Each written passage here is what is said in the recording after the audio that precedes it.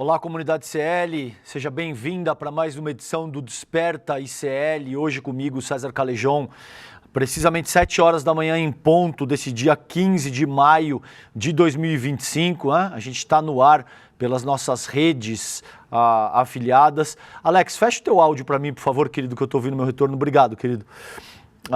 Estamos no ar pelas nossas redes, no ICL Notícias, nas redes do Edu Moreira e nas nossas redes afiliadas, rádios para o Brasil e para o mundo inteiro, por que não? Hoje vamos trabalhar Bolsonaro, a mídia hereditária, corporativa, hegemônica, seja lá como a gente decida chamar, tentando naturalizar. O Bolsonaro já fizeram isso antes, não terminou bem, né?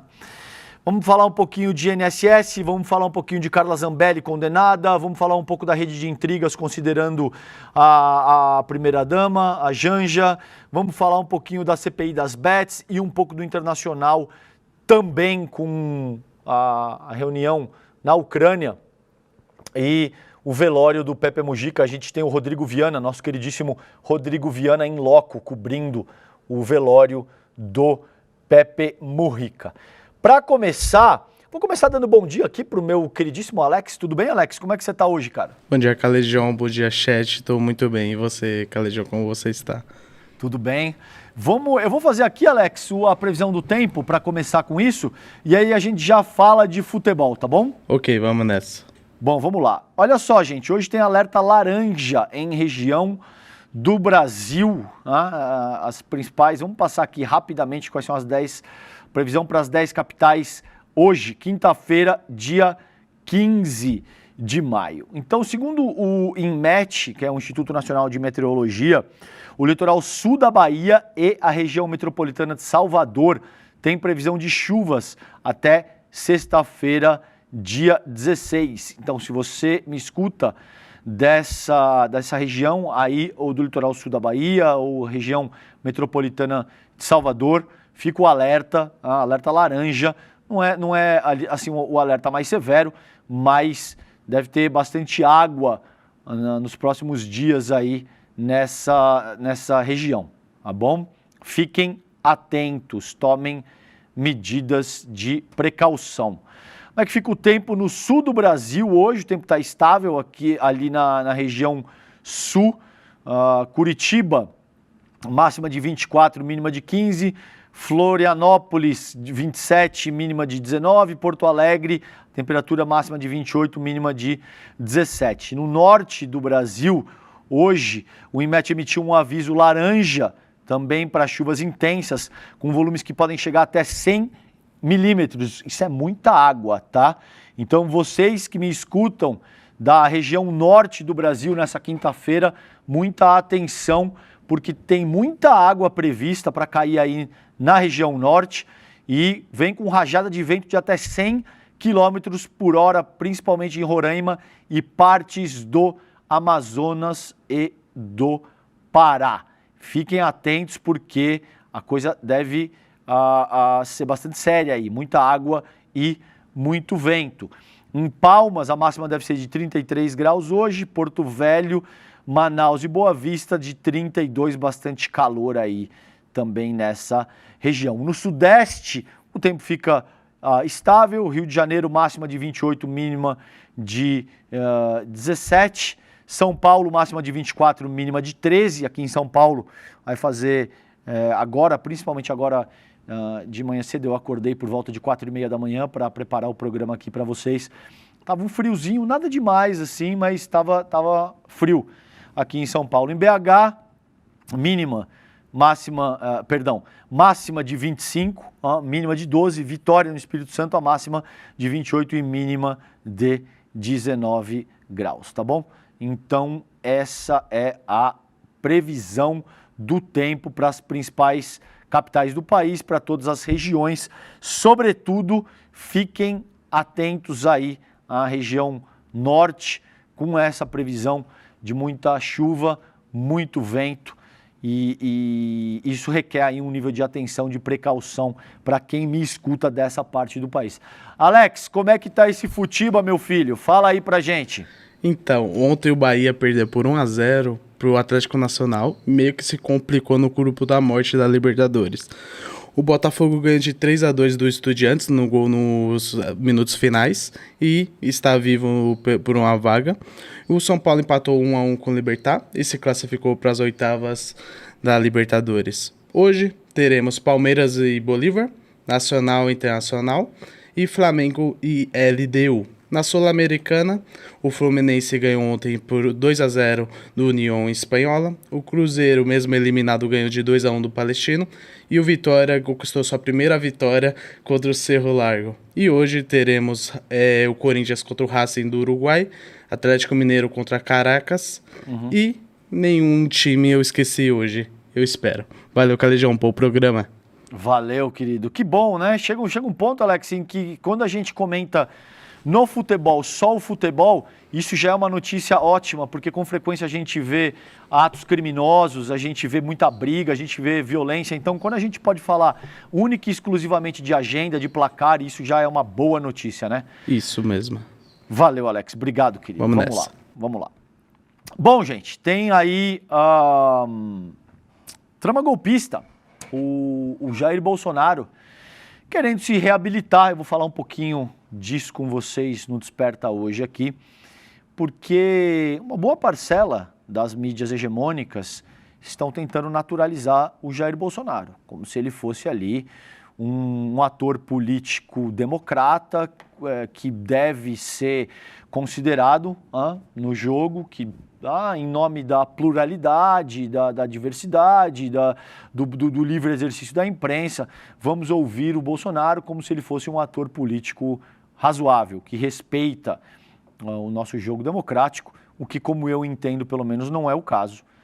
Essas mídias, esses editores, esses jornalistas estariam numa situação absurdamente complicada se o Bolsonaro tivesse conseguido implementar a ditadura bolsonarista, tivesse levado às últimas consequências o plano de assassinar o Lula, o Alckmin, o Alexandre de Moraes. Não é um ator político razoável que tenha que ter acesso a qualquer tipo de microfone. Era um cara que está por trás de um plano para assassinar autoridades da República. Ele está sendo, inclusive, julgado por 5 crimes, entre eles crimes seríssimos como tentativa de golpe de Estado, tentativa de abolição violenta do Estado Democrático de Direito, associação criminosa armada e coisa que o valha. Então, não, mas você não acha que tem que ouvir? Não acho. Vale a pena entrevistar uma figura como o Mussolini? Não acho que seja o caso.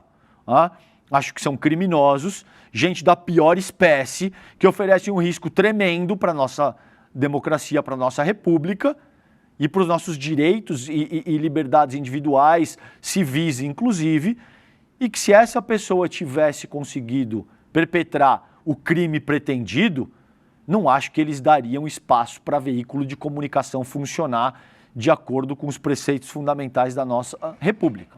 Liberdade de imprensa, direito ao contraditório, esse tipo de coisa. Acho pouco provável que isso funcionaria dessa maneira. Vamos dar uma olhada nisso aqui, nossos amigos da revista Fórum, publicaram isso aqui hoje, agora há pouco. Esse texto é do Ivan Longo, foi publicado agora há pouquinho, dia 15, 4h19 da manhã. Trama golpista, PF descobre áudios de agente que tinha grupo armado para prender Moraes e matar meio mundo. Abre e fecha aspas, é disso que eu estou falando. Perícia revela áudios do agente Vladimir Soares, detalhando o plano para prender ministros do STF e disposição para, abre e fecha aspas, matar meio mundo caso Bolsonaro autorizasse a ação. Diz o texto do Ivan Longo para a revista Fórum. Novos áudios obtidos e periciados pela Polícia Federal, divulgados ontem, dia 14, pelo Jornal Nacional da TV Globo, expõem detalhes chocantes da trama golpista que tentou impedir a posse do presidente Lula em 2022 e para manter o Jair Bolsonaro no poder. O agente da PF, Vladimir Matos Soares, de 53 anos, estava stalkeando o Lula, inclusive esse senhor. revelou em gravações que integrava um grupo armado e preparado para prender ministros do STF com autorização para uso de força letal. E aí, gente, com alguma frequência eu vejo figuras do próprio campo progressista argumentando que não, isso é um exagero, não teria ditadura no sentido literal do termo, porque vocês ficam falando em assassinatos. Bom, acho que essas pessoas não entenderam exatamente o que estava acontecendo no país e o que está acontecendo no país. Porque o golpismo bolsonarista não é algo superado. A gente pode ter um estado de coisas muito similar ao que foi 2022, agora em 2026. Sabe qual é a diferença? Que agora a gente tem o Trump na presidência dos Estados Unidos e muito provavelmente, caso eles tentem um golpe de Estado no ano que vem, agora pode ser que eles consigam o aval do tio Sam, o que muda drasticamente o cenário. Essa é a única diferença. Se existe alguma diferença nesse momento, é que o cenário é possivelmente pior do que o que ele era em 2022. E aí eu vejo algumas pessoas argumentando, não é para tanto, eles não dariam um golpe no sentido literal, no sentido de matar, de mandar pessoas para prisão do ICOD ou esse tipo de coisa. Ah, não, eles tinham um plano punhal verde e amarelo para matar o Lula, o Alexandre de Moraes e o Alckmin, mas depois de matar algumas das principais autoridades da República, eles iam parar por aí. Aí depois disso eles iam começar a negociar, eles seriam muito mais razoáveis, opositores políticos, opositores que se posicionam de forma antagônica na mídia. A gente seria respeitado, confia, pode ficar tranquilo que é isso mesmo que iria acontecer, tá bom? Eles iam matar só o Alckmin, o Lula e o Moraes, tá bom? Bom, segue o texto aqui. As gravações que foram anexadas ao inquérito e deram base à denúncia da PGR expõem a disposição do grupo para ações violentas e o descontentamento de Vladimir com o ex-presidente Jair Bolsonaro, que teria dado para trás de última hora. Abre aspas para ele. A gente estava preparado para isso, inclusive, para ir prender o Alexandre de Moraes, diz o agente em um dos áudios periciados pela PF. Em outra gravação, Vladimir afirma com clareza que ele e sua equipe estavam prontos para agir contra ministros do STF, especialmente contra o Alexandre de Moraes. Eu discordo sensivelmente desse texto no que diz respeito que o Bolsonaro deu para trás no último momento, porque não é o caso. Ele desiste, não por qualquer tipo de dimensão, não, eu acho melhor não. Ele viu que ele não tinha apoio suficiente, mas ele tentou dar o golpe. Ele tentou até o último instante angariar apoio de todas as Forças Armadas, ele tentou até o último instante angariar apoio de lideranças internacionais, e aí, depois de organizar o baile todo, ele percebeu que a coisa não vai se sustentar, e aí, de fato, não vai até as últimas consequências, mas o golpe foi tentado. Não tenho a menor dúvida que ele tentou dar o golpe de Estado até o último dia. E aí diz aqui o áudio do Vladimir. A gente estava preparado para isso, inclusive, para ir prender o Alexandre de Moraes. Eu ia estar na equipe, ia botar para F nesse F. Eu não vou, vocês sabem o que isso quer dizer, eu não vou ler aqui para vocês 7h15 da manhã. Mas não é assim. O policial detalha que o grupo aguardava apenas a autorização de Bolsonaro para executar a operação. Ou seja, o Bolsonaro sabia que tinha um plano colocado em prática, todo organizado, para assassinar autoridades da República. Vocês entendem isso? A gravidade dessa questão. E agora a gente tem mídia hegemônica dando espaço para fala o que o senhor acha, vamos conversar como se o senhor fosse um mero democrata que tem opiniões fortes e divergentes, e respeita os valores republicanos. Não é o caso. Esse senhor estava ciente e ele organizou em ampla medida um plano para assassinar as principais autoridades da República. Vocês acham que depois de instalada uma ditadura bolsonarista, ele iria respeitar um determinado editorial que discorda do seu posicionamento? Né? Você acha que, não, abri aqui um determinado site ou um determinado jornal e tem um texto crítico à minha ditadura, mas tudo bem, eu vou conviver pacificamente porque eu sou um democrata. Ou você acha que depois de assassinar o Lula, o Moraes e o Alckmin, ele iria mandar matar e prender quem quer que ousasse discordar dele? Ele ia botar editor de jornalão que eventualmente discordasse dele, porque a gente sabe que não é o caso. Jornalão, geralmente, quando se implementa uma ditadura, eles tendem a capitular. Eles tendem a seguir conforme toca a música. Mas quem quer que ousasse discordar, ia parar em pau de arara, seria assassinado, teria que sair do país, cadeira do dragão, é esse tipo de coisa, tá bom? Então segue aqui. Vladimir também expressou revolta com o exército, afirmando que os generais se venderam ao governo Lula, o que teria comprometido o apoio militar esperado para a operação. Os generais foram lá e deram a última forma e disseram que não iam mais apoiar ele. Ou seja, foram. Na realidade, o PT pagou para eles, comprou esses generais. Tá? Então, aí, toda essa dimensão de como é que de fato foi por muito pouco. E não só foi por muito pouco, porque o golpismo bolsonarista ainda está à espreita. Não tenham a menor dúvida que se ano que vem a gente tiver um resultado apertado, eles vão tentar dar um golpe de novo. Só que dessa vez com o Trump no comando dos Estados Unidos, e muito provavelmente o cenário vai ser bastante distinto do que aconteceu em 2022. Como eu disse, se existe alguma diferença nesse momento, é que o cenário é ainda muito mais perigoso do que o cenário como ele se apresentava em 2022, tá? Gente, olha só. Aí, o que acontece aqui? Esse texto do Aguirre Talento, eu separei aqui para trabalhar com vocês, o colega Aguirre Talento. Isso foi publicado agora há pouquinho, 5h30 da manhã, pouco menos de 2 horas. Há pouco menos de 2 horas, tá? O que diz o texto do Aguirre Talento pro UOL? Entre aspas, não vem nada de bom.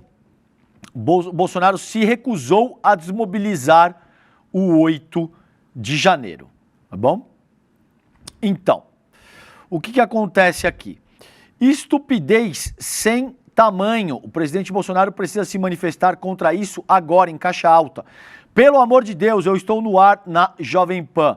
Quem disse isso foi essa figura aí, o neto do ditador, o Paulo Figueiredo. Uma figura execrável que disse que as Forças Armadas, essas são palavras dele, tá bom? Deveriam passar o cerol em membros do MST, né? Ele disse exatamente, esse é o problema. Esse é o problema de abrir o microfone para golpista que não tem o menor compromisso com o processo democrático e que passa a utilizar esse microfone para estimular a morte de outros seres humanos. Você quer falar alguma coisa, Alex? Tem alguma? Tá bom, querido. Esse é o problema. Esse é o problema de utilizar esse argumento de que temos que ouvir todo mundo. Não, se o cara vai utilizar o microfone de uma emissora para estimular a morte de outros seres humanos, não me parece que esse é o caso. Se o cara vai utilizar o microfone de uma emissora ou o texto, um artigo num jornal para incitar um golpe de Estado, não me parece ser o caso. E é exatamente o que fez, por exemplo, uma figura execrável como essa, o Paulo Figueiredo, filho, que do conforto da sua casa, se vocês me permitem a franqueza do português, com a bunda dele sentada no pudim, né, entre uma sessão de esqui e outra, vivendo no bem bom, comendo do melhor, vivendo uma vida absolutamente confortável e até nababesca, por que não dizer, incitava o assassinato de outros seres humanos. É isso que está em jogo aqui.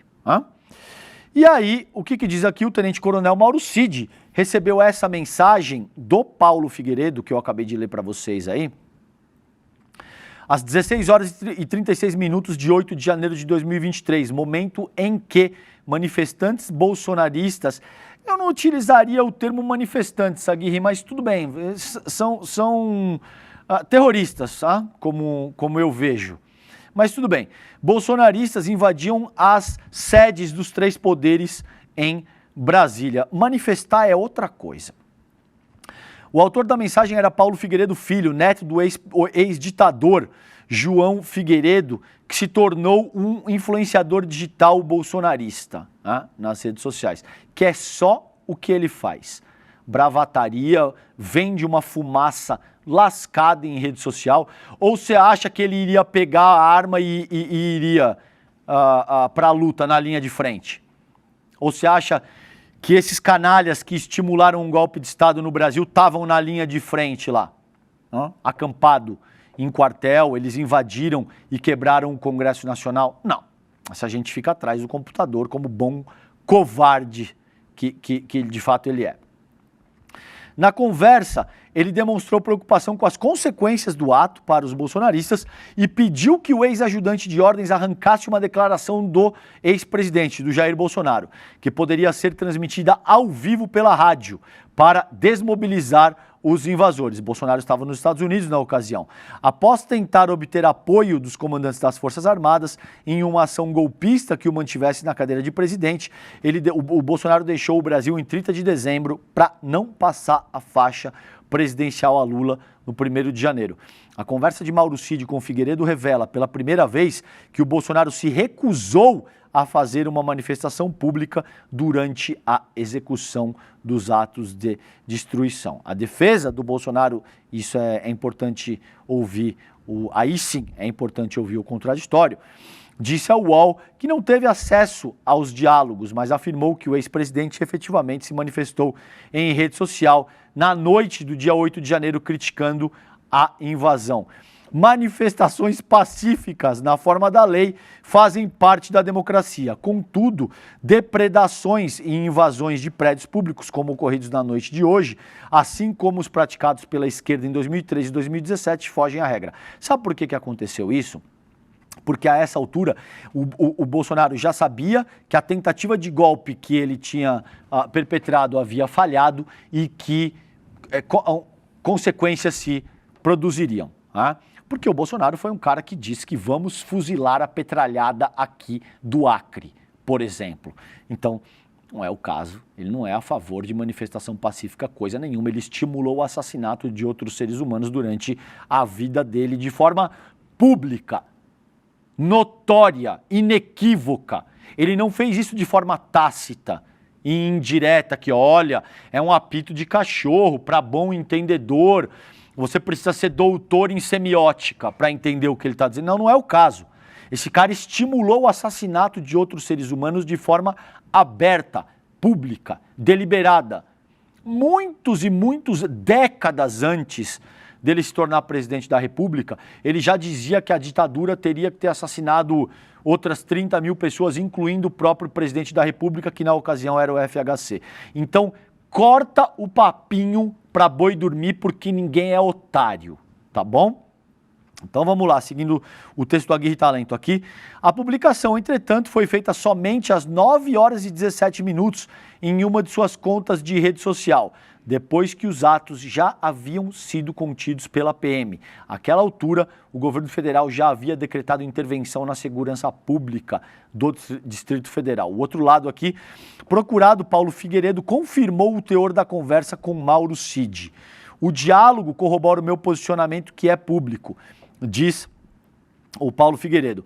O 8 de janeiro foi uma armadilha na qual alguns caíram de forma estúpida.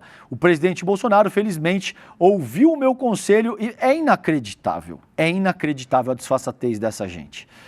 Ouviu o meu conselho e reviu sua posição, condenando os atos em seguida. Bom, então está aqui o Paulo Figueiredo confirmando que, de fato, o Bolsonaro durante o 8 de janeiro era favorável, ele sabia o que estava acontecendo, ele se recusou a desmobilizar os atos e ele era favorável à invasão e depredação do Congresso Nacional, porque se ele reviu o posicionamento dele somente à noite, durante o curso dos eventos ele era favorável ao que estava acontecendo. Tá aí a confirmação do Paulo Figueiredo, que por um pouco de protagonismo acaba entregando de bandeja o Jair Bolsonaro. O que é interessante e curioso para mim é, se a PF tinha acesso a esses diálogos e sabia da minha posição, porque aparentemente me indiciaram sem base alguma? Não é sem base alguma.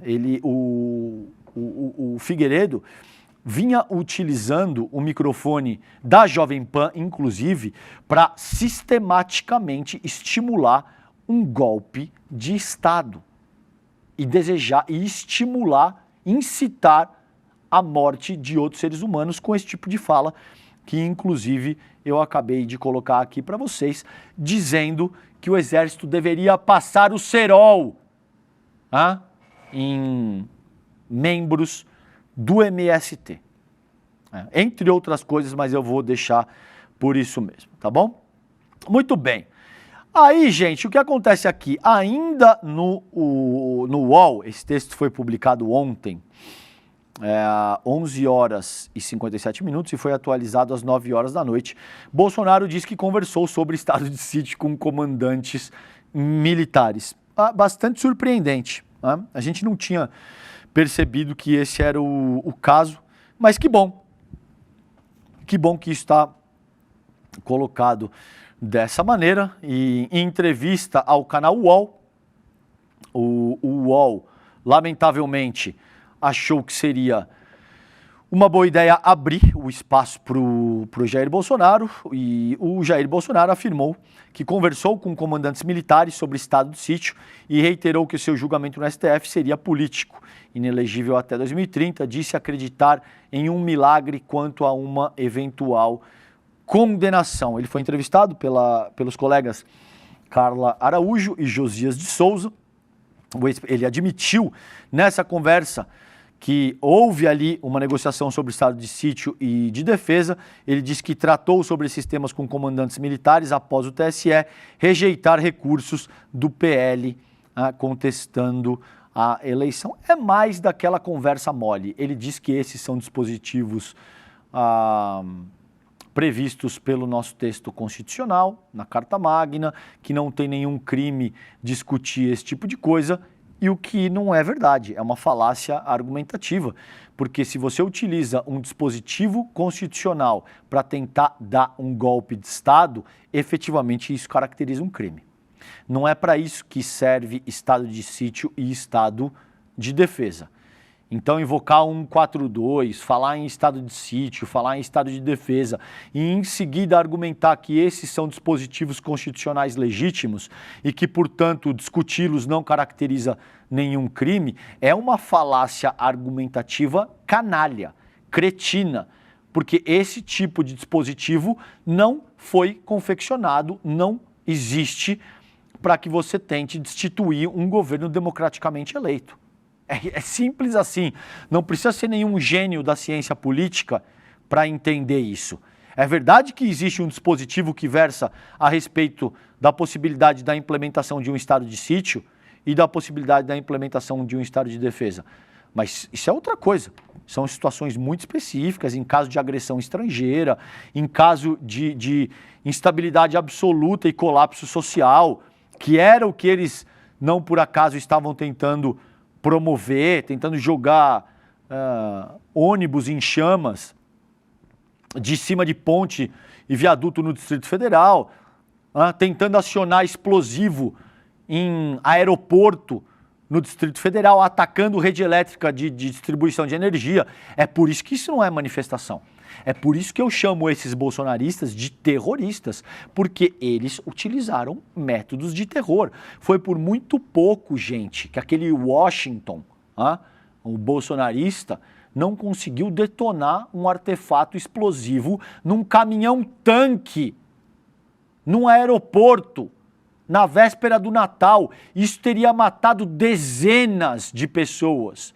mulheres, crianças, etc. E eles queriam efetivamente causar essa convulsão social para, em seguida, poder decretar alguma medida restritiva no sentido de invalidar o resultado do pleito presidencial e aí instalar uma ditadura com aquela velha história da carochinha de daqui a 6 meses a gente realiza uma eleição, que é o vulgo na volta a gente compra da criança, e aí instala-se uma ditadura que dura 21 anos, mata opositores, persegue dissidentes, enfim, tudo que a gente está cansado de saber, porque não é o que eu acho, não é porque já aconteceu no Brasil. Entre 64 e 85, a gente viu isso acontecer no Brasil de uma forma bastante gráfica, bastante clara, tá bom? Bom, gente, e aí é isso. O Bolsonaro deu uma entrevista pro UOL, falou a respeito do Ramagem, falou a respeito do INSS, falou a respeito da anistia, enfim, sem número de temas aí, como se ele fosse um ator político legítimo, que defende as suas ideias sob a égide da democracia nacional, seguindo os valores republicanos, como se não fosse um extremista, um fundamentalista que estava organizando, um terrorista que estava organizando um plano para assassinar as principais autoridades da República e implementar uma ditadura bolsonarista no país. Porque esse é o caso. Esse efetivamente é o caso. E o pior é que isso não está superado. Isso pode acontecer daqui a outros 18 meses. E aí como é que vai ficar? De novo, a mesma conversinha mole de que não é para tanto. Se ele for eleito, ele vai ser mais moderado, ele vai estar circunscrito ao parâmetro que a institucionalidade prevê. De novo, essa conversinha, porque foi exatamente isso que essas mídias alegaram para tentar naturalizar o Jair Bolsonaro antes da eleição de 2018. Não aprenderam nada, infelizmente, tá bom? Gente, vamos girar a pauta aqui. Eu vou para o site do iclnoticias.com.br. Explosão de entidades no governo Bolsonaro alimentou o esquema de descontos indevidos no INSS. A gente vem fazendo essa análise, que é o seguinte. O bolsonarismo está tentando implementar uma CPMI, uma CPI, porque eles sabem que essa questão do tema da corrupção afeta demais a imagem do governo Lula, porque esse é um tema que foi trabalhado durante 20 anos, a partir do mensalão ali em 2005, contra o PT, contra o Lula e contra a esquerda e o campo progressista de uma forma mais ampla. O problema, nesse caso, é que tem muita gente atrelado ao bolsonarismo e ao governo, ao desgoverno Bolsonaro, que tem muito esqueleto no armário, hein? Então, isso pode ser um baita tiro no pé, como foi, por exemplo, a questão do 8 de janeiro. Quiseram investigar, deu ruim, veja o que está acontecendo agora. É verdade que tem muita gente que conseguiu passar incólume e deveria estar indiciada e conseguiu se safar até aqui, pelo menos. Mas vamos lá. Então, esse texto foi publicado hoje, agora há pouco, 6 horas e 7 minutos da manhã. Relatório do TCU mostra que entidades como Ambec e Conafer dispararam em número de associados entre 2021 e 2022 durante o governo do Jair Bolsonaro. Esse texto é do Kleber Lourenço, tá? Nosso jornalista extremamente competente e técnico aqui, do ICL. Diz o texto do Kleber: um relatório do TCU de junho de 2024, elaborado pela Unidade de Auditoria Especializada em Previdência, traz evidências sobre a fragilidade nos mecanismos de controle de descontos em benefícios previdenciários operados por entidades associativas. A auditoria expõe como falhas sistêmicas, no INSS e na Dataprev, permitiram o ingresso e a rápida expansão de organizações com pouca transparência e elevada taxa de reclamações por parte dos beneficiários. No Procon, gente, entre 2017, Temer, e 2019, Bolsonaro, existe uma explosão de reclamação considerando descontos associativos indevidos. A coisa sai de 2.000 reclamações para mais de 7.000. Tá? Isso entre 2017 e 2019. Mas ninguém sabia de nada, naquela ocasião não existia corrupção. Veja que curioso. Né? O relatório do TCU aborda 2 escopos distintos, ainda que relacionados ao universo dos benefícios previdenciários. O primeiro trata do sistema de crédito consignado, operado por instituições financeiras que ofertam empréstimos com desconto direto em folha. O segundo, dos chamados descontos associativos, realizados por entidades de classe, sindicatos e associações voltadas a aposentados e pensionistas. O número se eu lembro de cabeça, por exemplo, de reclamação, considerando empréstimos consignados não solicitados, em 2021 foi de 110 mil nas plataformas do INSS. 110 mil. Em 2022 isso foi de 57 mil, um pouco mais de 57 mil. Em 2023, que é teoricamente, aí, quando as pessoas estão apontando que ocorreu esse grande escândalo, foi de 35 mil. Então veja que durante os 2 anos do Jair Bolsonaro, esses números foram astronômicos, muito maiores do que de fato foi em 2023. Isso é dado, não é a minha opinião, não é o que eu acho, tá? É nesse segundo campo, o das associações, que se concentram as principais irregularidades apontadas pelo documento, com destaque para casos envolvendo entidades como Ambec e Conafer. Essas organizações passaram a operar dentro do sistema de consignações com baixa ou nenhuma exigência de comprovação de vínculo com os beneficiários, explorando brechas normativas e operacionais da estrutura de controle do INSS e da Dataprev. O relatório destaca que tais entidades se aproveitaram da fragilidade do processo de habilitação para expandir rapidamente sua base de associados e realizar descontos mensais diretamente dos benefícios. Muitas delas são alvo recorrente de reclamações registradas em plataformas como o Reclame Aqui, sobretudo por cobranças indevidas e dificuldades de cancelamento dos vínculos, evidenciando um padrão de atuação abusiva em prejuízo dos aposentados, tá? Então, 2 associações tiveram aumento expressivo de descontos, diz o texto do Kleber aqui. Entre os exemplos mais alarmantes está a Ambec, que saltou de apenas 3 associados em dezembro de 2021 para mais de 600 mil 2 anos depois. Já a Conafer mais do que dobrou o seu número de filiados, saltando de 231 mil para 641 mil no mesmo período.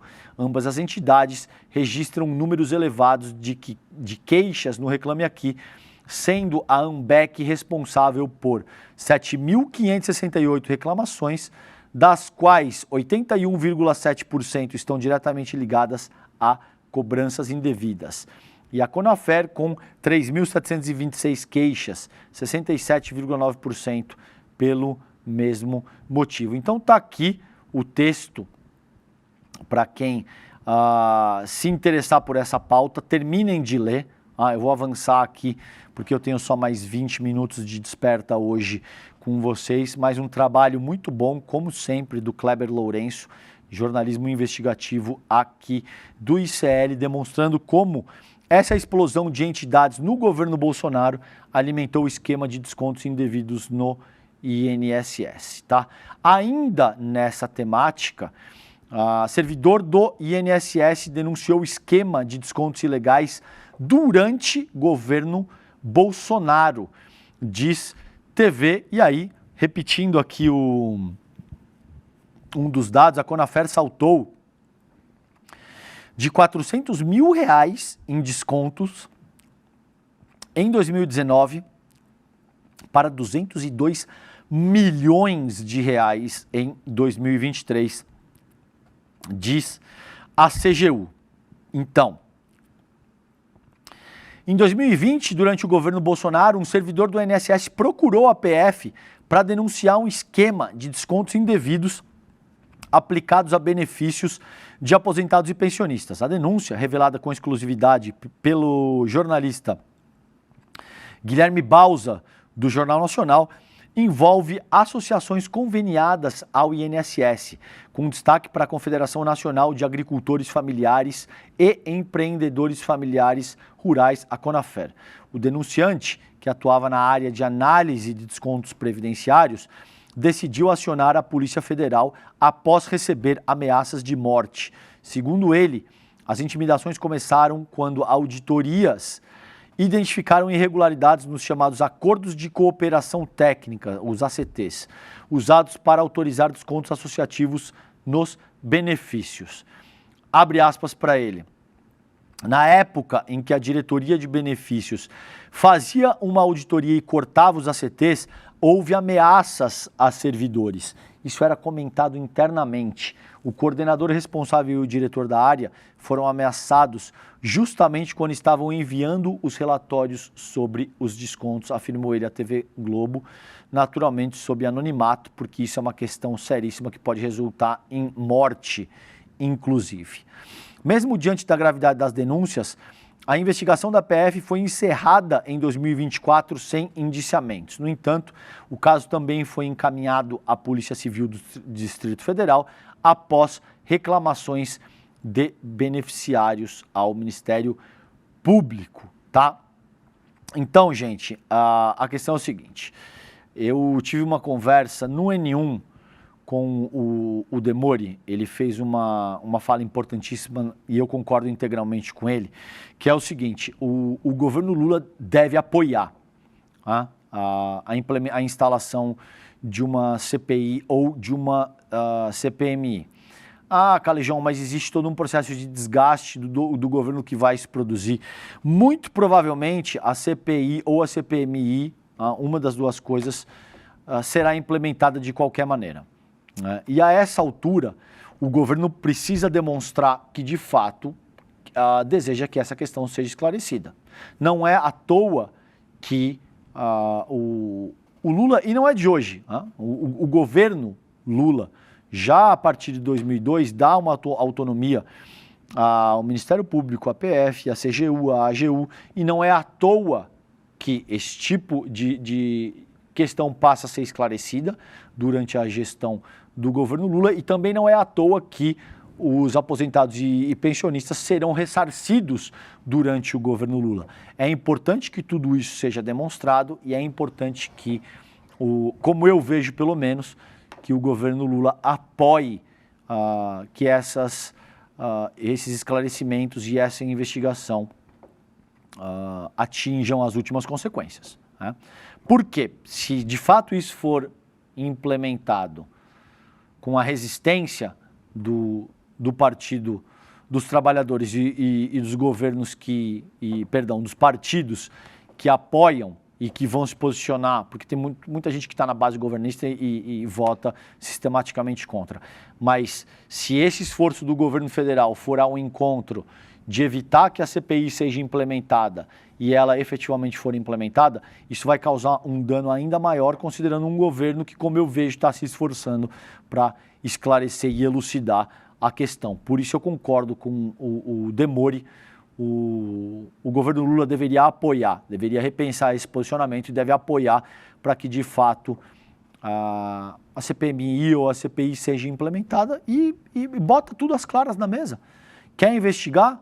Investigue até o fim, que os aposentados e pensionistas sejam ressarcidos e que quem cometeu crime, independentemente de partido, de posicionamento político ideológico ou qualquer outra coisa, que pague pelos crimes que foram cometidos. Esse é o meu posicionamento, pelo menos, tá bom?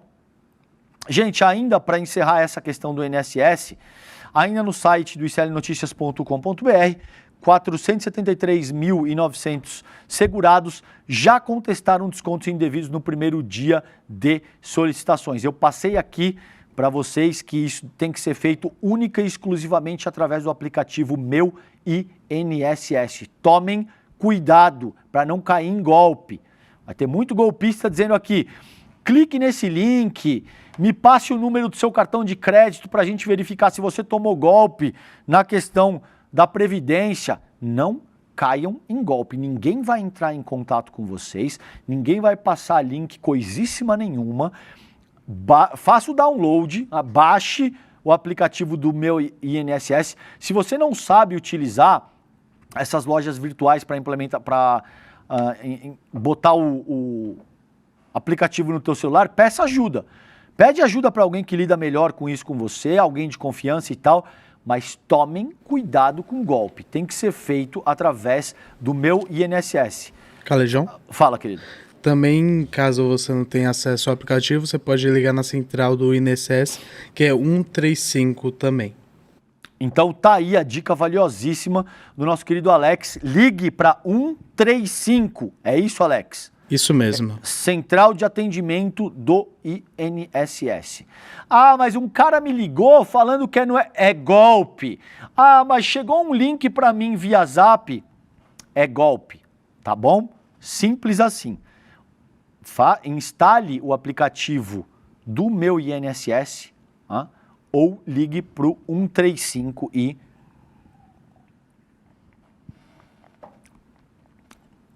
vá lá verificar se você teve algum tipo de desconto feito de forma indevida. Então é isso, aposentados e pensionistas. Esse texto é do Pedro Rafael Vilela, da Agência Brasil, colega Pedro Rafael Vilela. Aposentados e pensionistas do INSS começaram ontem a abrir requerimentos de devolução de valores descontados indevidamente nos últimos anos. O pedido deve ser feito pelo aplicativo do Meu INSS ou, como Alex acabou de indicar aqui, pelo site ou pelo telefone 135. Em balanço apresentado no fim do dia, o Gilberto Walter Júnior, o atual presidente do INSS, informou já terem sido abertos, só no primeiro dia aí, um total de 480.660 procedimentos de reconhecimento ou não dos descontos, somando plataforma online e atendimento telefônico. Desse total, 473.940 pessoas, 98,6% do total, informaram não reconhecer a cobrança de mensalidade por entidade associativa. Então é curioso, né? Porque queira ou não, é no governo Lula que tudo isso está sendo esclarecido, que as pessoas, as responsabilidades serão apuradas, essas pessoas terão que responder em juízo e as pessoas que foram lesadas estão sendo ressarcidas, tá bom? Bom, gente, é isso. Considerando essa pauta, aí eu vou trazer uma outra notícia aqui, que é o seguinte: eu não consigo esconder a minha satisfação quando golpista, gente que retratou o palestino como ratos sendo caçados por uma águia que estava com a bandeira estadunidense e israelense em suas asas, finalmente começa a pagar pelos crimes cometidos. Você sabe de quem que eu estou falando, Alex? Não, conta pra nós aí, Calejão. É da Carla Zambelli. A STF votou pela condenação da Carla Zambelli e do Arara Hacker por invasão. Aí tem uma matéria aqui que eu achei bastante interessante, que foi publicada, não tem nenhum nome aqui, tá, gente? Mas de jornalista pelo menos, mas é da BBC News Brasil. Isso foi publicado há 7 horas. Diz o texto da BBC: por unanimidade, a primeira turma do STF condenou a deputada Carla Zambelli, do PL aqui de São Paulo, a 10 anos de prisão em regime fechado, perda do mandato e pagamento de indenização por invadir o sistema do Conselho Nacional de Justiça e por falsidade ideológica. O ministro Fux foi o último a votar nessa quarta-feira e completou o placar de 5-0 pela condenação, foi unânime.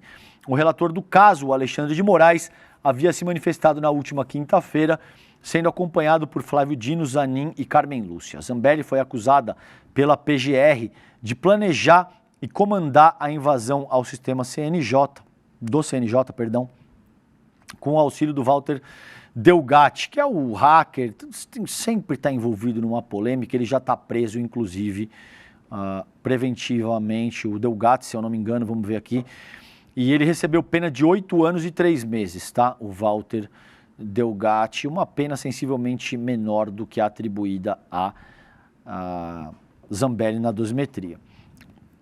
No voto, o Moraes afirmou que a Zambelli atuou de forma premeditada, organizada e consciente para desacreditar instituições do Estado Democrático de Direito. Eu, honestamente, não sou juiz nem nada disso, mas é uma pena relativamente leve, porque vocês sabem que assim ela vai começar em regime fechado, ela não vai ficar nada nem parecido com isso, presa. Né? Então, para alguém que agiu ativamente, pediu o golpe de Estado, tem vídeo dela.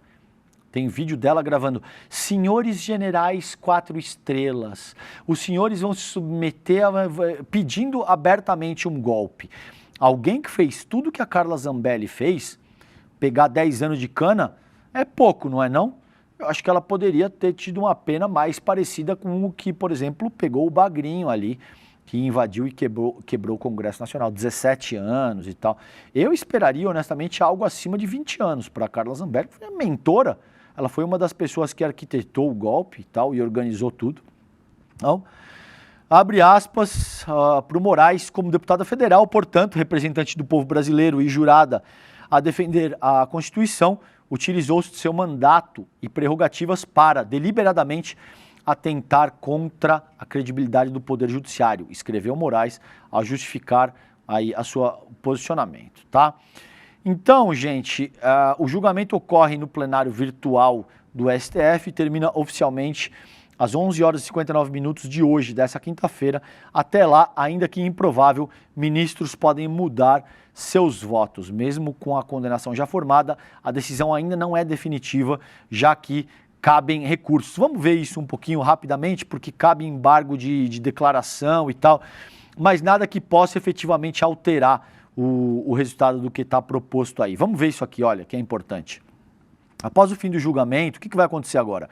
O STF vai publicar o acórdão, o documento oficial que registra a decisão tomada pelos ministros.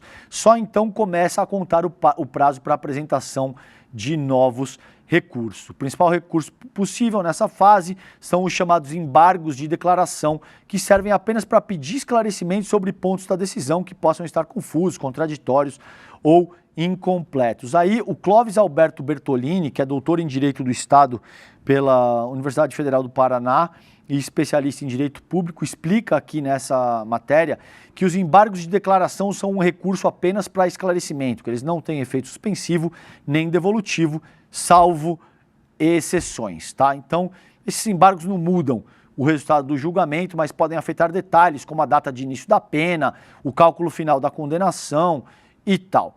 No caso da Zambelli, ele afirma que esse tipo de recurso pode ser apresentado, mas não há possibilidade de embargos de divergência, porque a decisão da primeira turma foi unânime. E aí ela alega, né, eu dando direito ao contraditório aqui e ouvindo o lado dela, ela alega que se trata de uma perseguição política e que, em nota, o advogado dela, o Daniel Bialski, afirmou que a corte desprezou argumentos que levariam à nulidade do processo e que a deputada foi condenada sem provas irrefutáveis e induvidosas, tá? Então tá aí o posicionamento da defesa também da Carla Zambelli. Gente, quero fazer alguns registros aqui nesses 5 minutos finais. Texto da Carta Capital do colega Vinícius Nunes, que foi publicado ontem, 19 horas e 28 minutos. Suposto climão com Janja na China chamusca ministro e reforça receio de Lula contra vazamentos. Nos bastidores, o Rui Costa tem sido apontado como responsável por vazar a imprensa e intervenção de Janja sobre o TikTok. Vocês sabem o que aconteceu aí, portanto, tem toda uma rede de intrigas na qual a Janja, eu vou dizer supostamente porque eu não tenho apuração para cravar categoricamente que aconteceu ou não, e o Lula publicamente está dizendo que foi ele que fez a pergunta. como é que se dá a rede de intrigas? Supostamente, a Janja teria interpelado o Xi Jinping, o presidente chinês, sobre como a plataforma TikTok, que é uma plataforma chinesa, favorece via algoritmo as publicações da direita. Isso teria sido uma crítica feita pela Janja numa conversa ali, na qual estavam no encontro, estavam chefes de Estado, o Lula. O Lula veio a público dizer que, olha, me espanta, porque como é que isso vazou? Quem é que vazou isso? Ele demonstrou uma irritação, inclusive, e aí existe uma especulação. Eu não vou cravar nada disso, porque eu não tenho apuração e eu não quero fazer isso de uma forma leviana. Especula-se que, de fato, o Rui Costa tenha vazado essa conversa. Isso é o que está sendo dito no debate público de uma forma aberta, e aí eu me sinto confortável para dizer, porque isso tudo é público e notório. Publicamente, o Lula diz que não é o caso. O Lula diz que não foi a Janja que fez esse questionamento, que ele fez esse questionamento, tá? Então, só para vocês, a gente vai trabalhar isso seguramente daqui a pouquinho no N1, mas para que vocês estejam a par do que está acontecendo, considerando essa questão e essa rede de intrigas e tudo o que envolve esse questionamento, tá bom? Gente, CPI das bets avalia convocar mais influenciadores. Isso foi publicado pela CNN Brasil. A comissão está prevista para terminar dia 14 de junho e não deve ser prorrogada. Como se não fosse o bastante, o que aconteceu com a Virgínia Fonseca, utilizando cosplay de menina inocente, forçando uma confusão entre o canudo do copo Stanley e o microfone, sendo tietada por senador da República que pediu para tirar selfie com ela. Outra senadora da República dizendo, não, eu te sigo nas redes sociais e tal.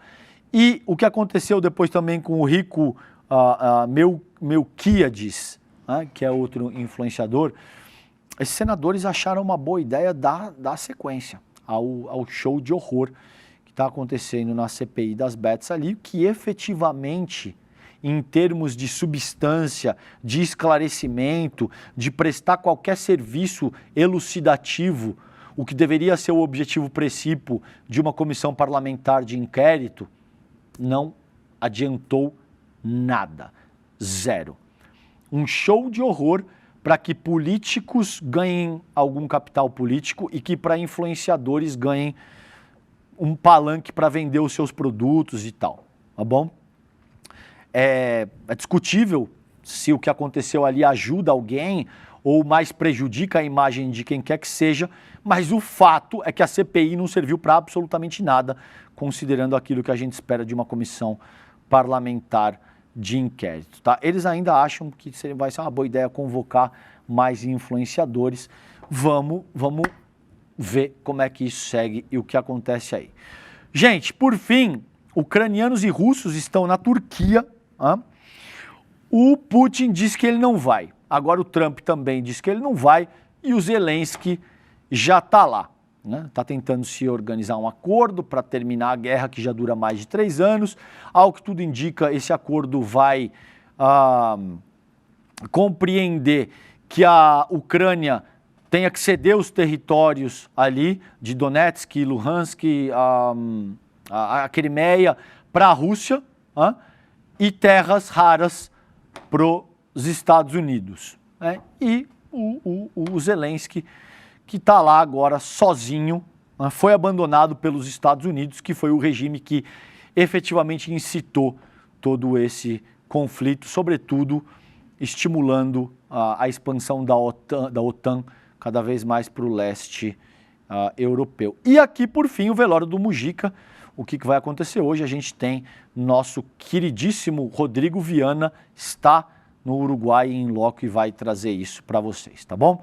Gente, para terminar aqui então, é hoje aqui, ó, porque as elites odeiam o povo brasileiro, aula magna imperdível, início da segunda turma da pós do ICL com a FESP São Paulo, Sociologia de Verdade. Você não vai achar em outro lugar nenhum um curso com essa qualidade técnica, com um conteúdo programático honesto, sociologia de verdade, porque as elites odeiam o povo brasileiro. Com o Gessé Souza, que honestamente tem a teoria social mais poderosa para explicar o contexto brasileiro, e com o queridíssimo Eduardo Moreira. Entra aí agora, ó, isso aqui, gente, leva aqui, ó, despertaicl.com.br, faça a sua inscrição. Você faz isso em coisa de 15 segundos, enquanto você aguarda o início do ICL Notícias, primeira edição, tá bom? Agora, aqui, ó, despertaicl.com.br. Com isso, eu termino o Desperta ICL de hoje. Um beijo grande para vocês. Daqui a pouquinho eu encontro vocês no ICL Notícias, primeira edição, o N1. Um beijo, fiquem bem. Tchau, tchau. Chegou o momento. Hoje, às 20 horas, vamos nos encontrar na aula inaugural da segunda turma da pós-ICL. Por que as elites odeiam o povo brasileiro? Vamos olhar de frente para a estrutura que impede o país de se desenvolver e entender como ela foi construída historicamente. Vou mandar o link para o seu e-mail e para o seu WhatsApp 1 hora antes da aula começar. Garanta o seu lugar.